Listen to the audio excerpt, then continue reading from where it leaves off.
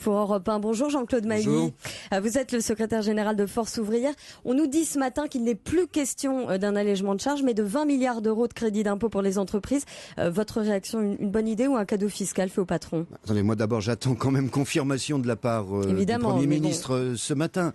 Écoutez, moi je considère, et je l'ai dit, et je suis pas le seul à le dire, y compris parmi les économistes, que prendre une logique qui serait une logique d'abaissement du coût du travail, c'est une erreur de diagnostic économique, c'est une erreur sociale. Bon, a priori, si c'est ça, ça veut dire que le gouvernement ne retiendrait pas, au moins dans l'immédiat, cette piste d'une baisse des cotisations sociales, et pour favoriser, alors est-ce que c'est l'emploi, est-ce que c'est l'investissement, mettra en place un système de crédit d'impôt.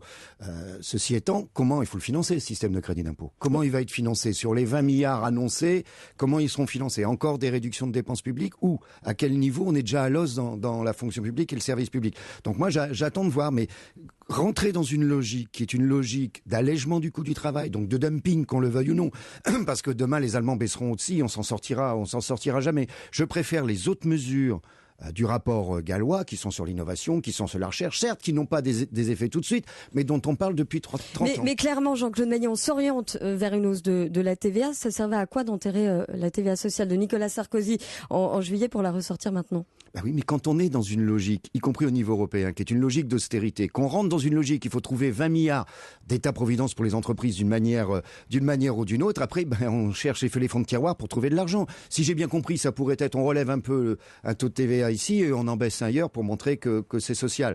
Donc, ils sont en train de faire les fonds de tiroir, c'est ça que ça signifie, au lieu de pousser sur une logique qui est une logique d'activité de croissance. Que ce soit Findus ou une autre entreprise, qu'est-ce qui crée de l'emploi? Qu'est-ce qui crée? C'est l'activité économique.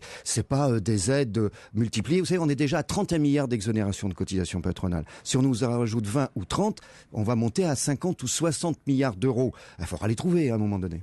Merci beaucoup Jean-Claude Mailly d'avoir été en direct avec nous ce matin sur Europe 1.